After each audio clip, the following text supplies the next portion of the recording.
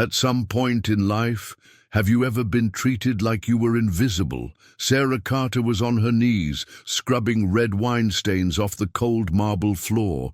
Wine so expensive she didn't even know its price. Just another morning in the Belmont mansion, where luxury gleamed in every corner, except in people. To them, she was nothing more than a rag with legs, invisible, replaceable, silent. That day, the master of it all, Edward Belmont, an arrogant billionaire in real estate, walked past her as he always did, without a glance. But this time, he stopped. "Sarah, I need you to come to the gala on Thursday, as a guest." His voice was sweet, too sweet to be sincere. She knew instantly it was a trap. It was the first time anyone in that house had ever called her by name. But Sarah knew that kind of politeness all too well. This wasn't an invitation. It was a setup. Edward didn't want her there to include her. He wanted her to feel lost, ridiculous, completely out of place. But there was something he didn't know. Sarah Carter wasn't just a desperate maid. 3 years earlier, she had been Sarah Westwood, the heiress to a textile empire that once graced the covers of Forbes. And on that Thursday night, the world would remember exactly who she was. And Edward Belmont would never forget the mistake he made. The clock still read 6:47 a.m. when Sarah finished lining up the golden napkin rings on the main dining table. At this hour, the Belmont mansion was silent, except for the soft echoes of cleaning, the kind of sound only the invisible notice. The white marble in the hall reflected the sparkle of the crystal chandeliers, and the scent of polished wax still lingered in the air. Then she heard it, the sound of Italian leather shoes coming down the staircase, quick but measured. Edward Belmont appeared, immaculate as always, straightening his tie in the wall mirror. He was on the phone, his voice firm and full of authority. "Yes, Simon? Only 200 guests, no influencers this time. I want CEOs, ambassadors, people who matter." A pause. "And make sure the list doesn't leak. I don't want just anyone trying to sneak in." He hung up, turned, and saw her. Sarah, still wearing gloves, holding a feather duster, avoiding his gaze. "Good morning, Sarah." "Good morning, Mr. Belmont. How long have you worked here?" She hesitated. 3 years and 4 months. Long enough for me to trust you with a special task." Sarah looked up, confused. "Next Thursday we're hosting our annual gala, and this year you'll be attending." "Sir? You heard me. You'll dress appropriately, sit among the guests and smile. But don't get excited. It's only to show how inclusive we are." Sarah's stomach turned. There was something venomous about that invitation. "Forgive me, but why me?" "Because it'll be fun to see their reaction. Just imagine, Edward Belmont's maid sitting between CEOs and senators. It'll be unforgettable." He gave a sharp smile, the kind that never reached the eyes. "I'll arrange for a dress. Nothing too expensive, of course. We wouldn't want it to look like a complete farce." "I understand." "Good. And Sarah, don't be late. 8 o'clock sharp. A lady should never be late to her own humiliation." He walked away, still laughing. She stood frozen. The cleaning cloth slipped from her hand. The air seemed heavier, but she didn't cry. Instead, she reached for the old phone she kept hidden in her quarters. Inside, there was something no one in that house knew existed. A past she had buried, but that still breathed. Photos, contacts, memories, and among them, a name she hadn't seen in years. Madison Clark, the best dressmaker in Manhattan, a friend from the days when Sarah Westwood was treated with reverence, not like dust. Sarah took a deep breath. The game was set, but Edward Belmont had no idea. He had just handed the weapon to the person he despised most. That same night, after everyone in the mansion was asleep, Sarah slipped out through the side door, her old coat draped over her shoulders. Manhattan was cold, and the fog made the streetlights look like ghosts floating in the air. She walked with short, determined steps until she reached 68th and Lexington. There, between an antique shop and an art gallery, hung a small, time-worn gold sign, Clark Atelier, Custom dresses since 1983. She hesitated. Her fingers touched the doorknob with reverence. It was like opening a memory. The bell chimed softly as she stepped inside. "If you're another walk-in without an appointment, you can turn right back around," a voice shouted from upstairs. Sarah smiled. That voice. Almost nothing had changed. "Madison." "It's me." Silence. Seconds later, hurried footsteps echoed down the stairs. A woman in her early 60s, hair pulled into a grey bun, descended with surprising speed. She wore reading glasses on a chain and a pin on her chest like a war medal. When she saw who was standing there, Madison's mouth fell open, but no sound came out. Jesus Christ. Sarah Westwood. "Hi, Maddie." They embraced, long, warm, almost breathless. "You disappeared. Where the hell have you been? We thought you were dead." "In a way, I was." Madison pulled her into the main room, where mannequins draped in expensive fabric stood like silent sentinels. "Sit. You're freezing." "I'll make tea. Tell me everything, now," Sarah told her. "Not everything, but enough. The family's fall, her parents' death, her disappearance, the struggle to survive, the job in Edward Belmont's house." Madison listened with glassy eyes, not interrupting once. "And now that bastard invites you to a gala like it's some kind of sideshow?" "Exactly that." "And you're going?" "Yes." "Why?" "To remind myself who I am. To remind them who I am." Madison's smile was sharp. "You came here for a dress, didn't you?" Sarah only nodded. Madison stood, walked to a clothing rack covered by a black sheet, and yanked it away. There it was, a scarlet gown in Italian silk, with long sleeves of embroidered tulle. A pearl necklace rested discreetly against the mannequin's bust. "I made this for an old high society client. She cancelled. I never sold it. It's been here, waiting." Sarah stepped closer, touching the fabric as if it were a memory. "It's perfect. It's not a gift." "Madison, it's justice. I won't let you walk into that ballroom looking like you've forgotten where you came from. You're not Sarah Carter, the cleaner. You're Sarah Westwood, the woman who once ruled this market." Sarah felt the weight of the name. Westwood, like a forgotten crown finding its rightful head again. "And one more thing," Madison said, going to a drawer. "Your mother gave me this. Said it was for you to wear at your first event as CEO. She handed Sarah a white gold bracelet set with 3 sapphires. Sarah's breath caught. "This belonged to my grandmother. Now it's yours. Time to walk back into the room where you belong, darling." Sarah put on the dress that same night. When she looked in the mirror, she saw something she hadn't seen in a long time. Respect for herself. "Are you ready?" Madison asked. "No, but I will be by Thursday." Madison laughed.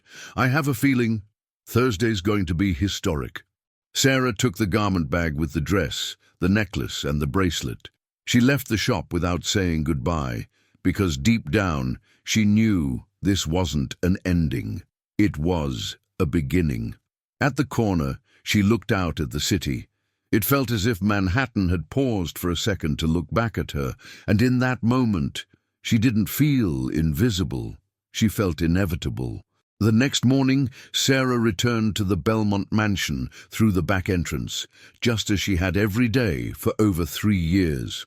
The dress was carefully hidden inside a cardboard box labeled "heavy cleaning."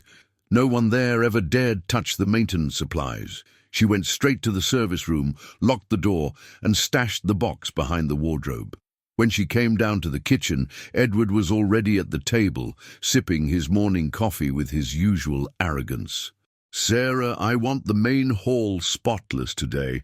The band will be rehearsing, and please, no chemical smells. Gives me a headache." "Of course, sir." "And everything ready for Thursday?" "Yes." He looked at her a second longer than usual. "Remember, don't try to be something you're not. Just smile and keep a low profile." "Understood." But what Edward didn't know was that Sarah had already set her greatest weapon in motion. Silent observation.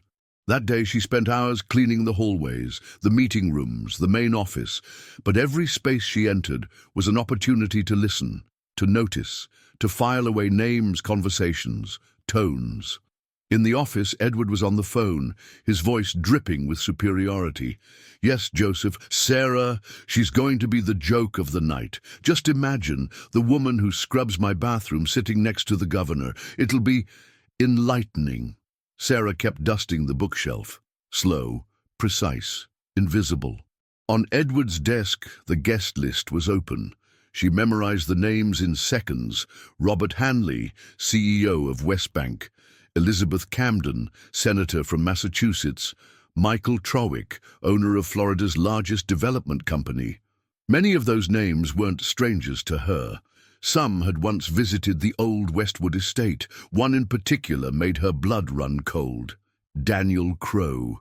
Sarah paused for just a moment. Daniel was the lawyer who had advised her father to move forward with a disastrous investment.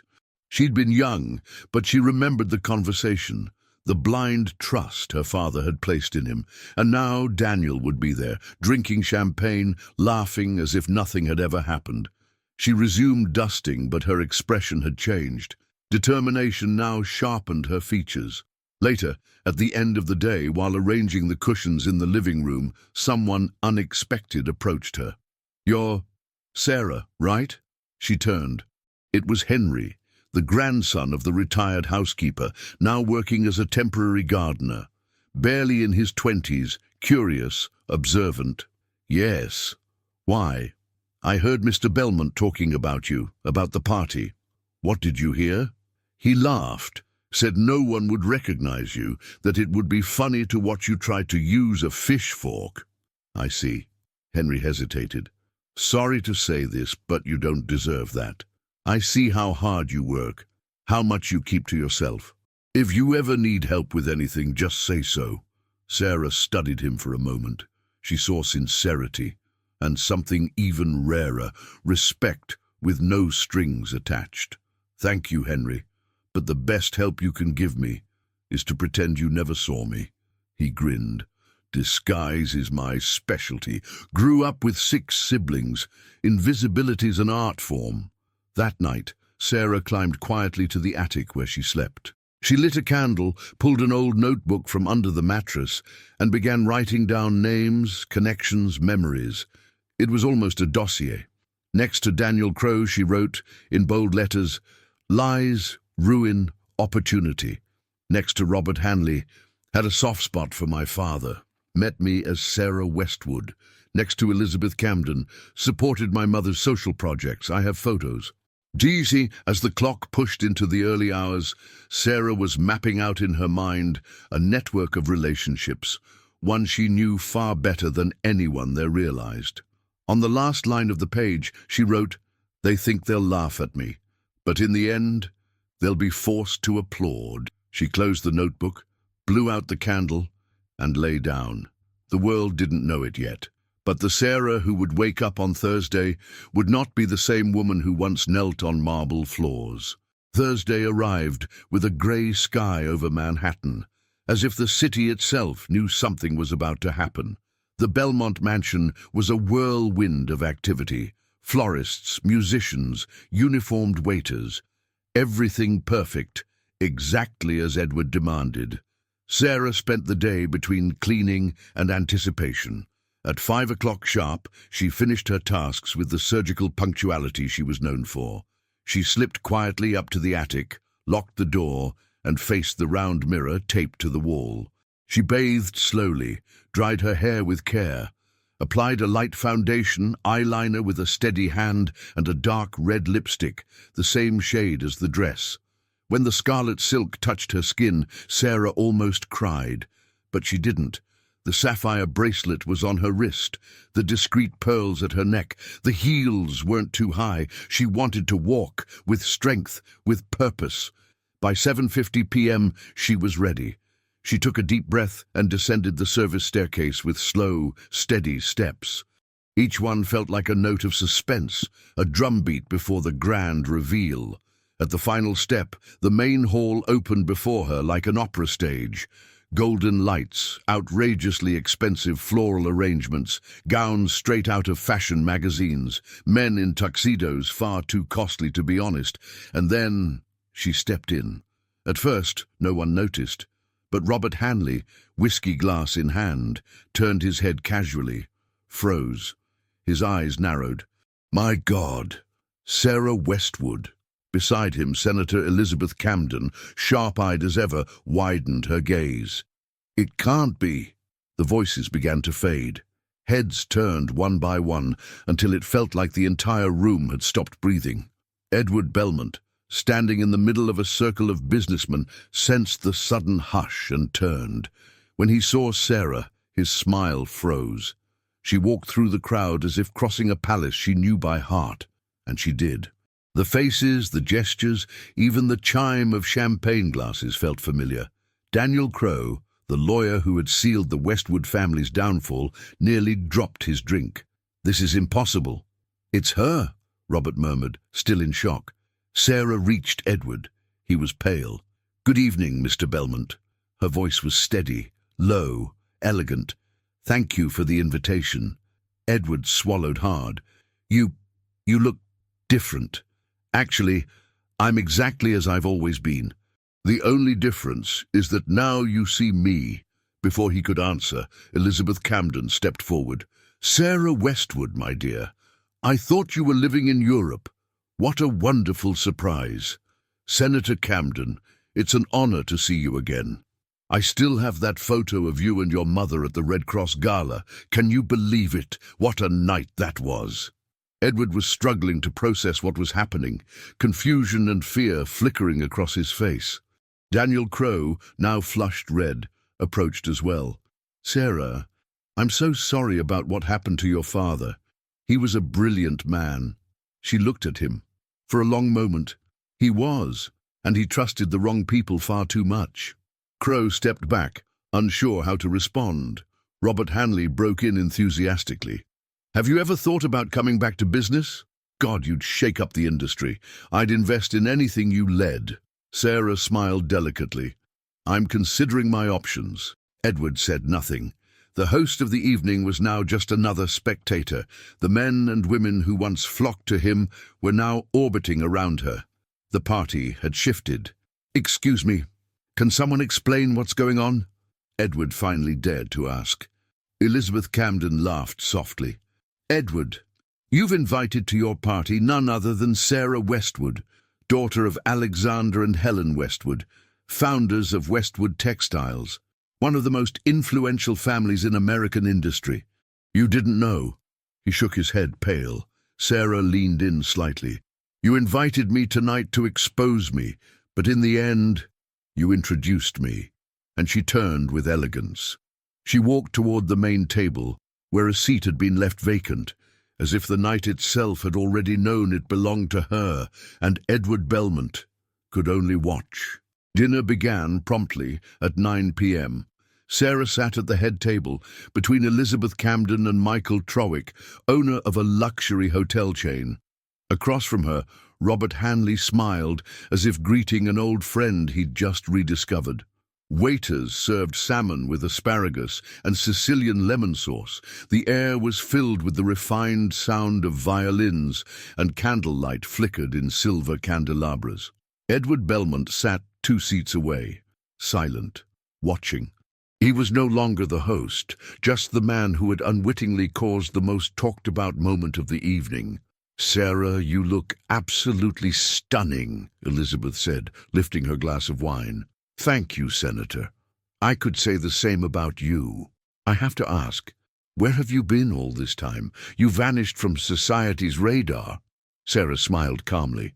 I went to learn how the world treats those without a last name. It's enlightening. Michael Trowick leaned in, curious. I heard you worked in Edward's house. Is that true? All eyes subtly turned toward her. Sarah set down her silverware with elegance and looked Michael in the eye. Yes, I worked as a cleaner in the Belmont mansion for just over 3 years. Silence. Elizabeth nearly choked on her wine. Robert leaned back in his chair, fascinated. Michael lowered his gaze, uncomfortable. But why? Robert asked, genuinely surprised.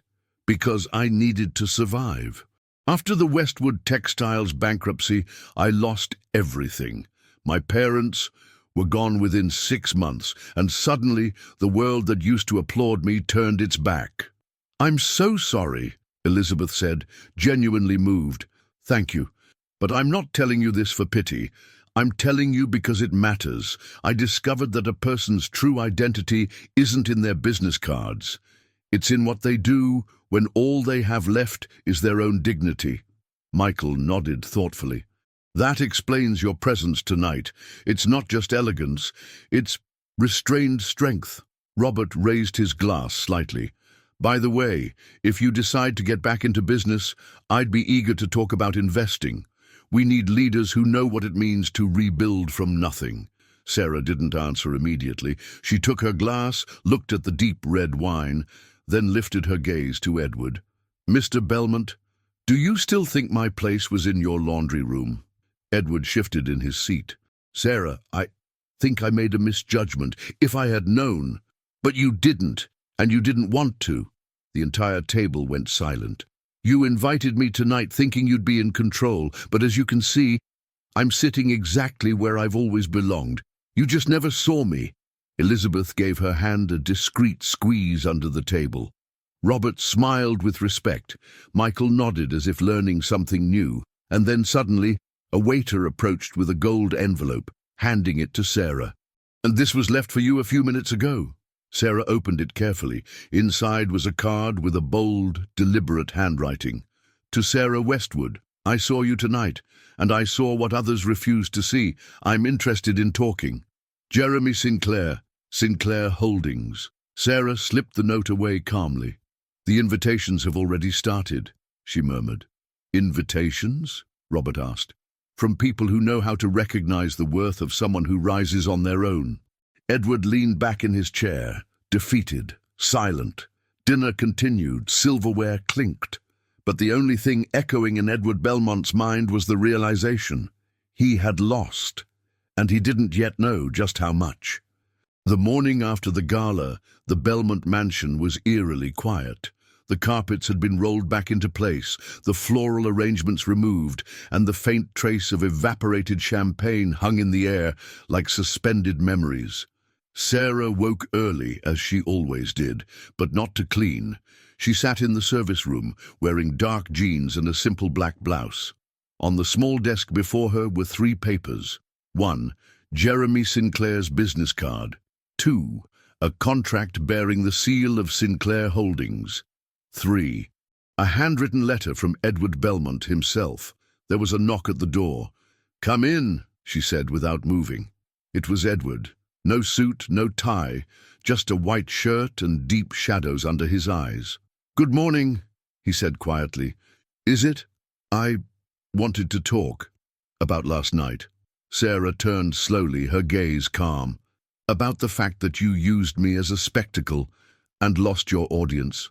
About the fact that I finally see who you are." She folded her arms. "Go on." Edward sat in the chair across from her, stripped of all pretense. "Sarah, you have every right to despise me, and I'll admit, part of me still doesn't understand how I could have been so blind. It wasn't blindness, it was a choice. You chose not to see."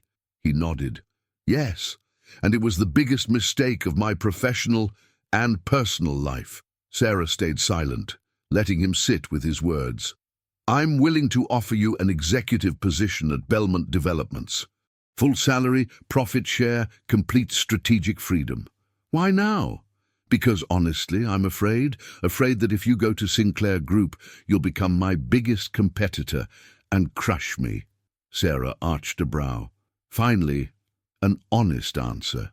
Edward gave a short, almost bitter laugh. "Yes, and also because I believe that together we could build something bigger than either of us could alone. You have vision, contacts, credibility. I have infrastructure, capital, reach. You want me as your partner." "Yes, I do." Sarah stood, walked to the window and looked out at the city. She thought of the years spent on her knees on those floors, of the pain of falling, of the strength it took to rise again. Last night, I received this." She tossed Sinclair's card onto the table. Edward read it. His face hardened. He doesn't waste time, does he? Because he knows talent when he sees it. And what are you going to do? I'm still deciding. But there's one condition. Anything. If I stay, never call me the maid again. Never treat anyone in this house as beneath you. And I want full authority to execute my vision. Edward drew a deep breath. You have my word. I don't want your word, Edward. I want your signature on a partnership agreement, 50%. He hesitated. That was far more than he'd expected. Do you realize what you're asking? I do. And so do you. It's that, or I take the elevator, sign Sinclair's contract, and by tomorrow I'll have access to his international funds. In 6 months, you'll be calling me to buy land in areas I'll already own. Edward inhaled sharply. His eyes burned. You're not the woman who used to clean my house anymore, are you? I never was. You just mistook silence for submission. They locked eyes for a long moment. Then he extended his hand. Partners? Sarah looked at him, then clasped his hand, firm. Partners. But remember, if you want to walk with me, you'll have to keep up. 2 weeks later, Sarah sat in her new office at Belmont Westwood Developments. The name wasn't official yet, but it was already circulating in industry rumors. In the conference room, Elizabeth Camden, Robert Hanley, and Michael Trowick were present, alongside representatives from Sinclair Group, now both curious and cautious. Sarah presented her expansion plan, affordable housing built sustainably in neglected Midwestern states, partnerships with local governments, impact investment, a vision that blended profit with purpose. At the end of the meeting, Robert stood. You were born for this, Sarah. No, I was reborn for this.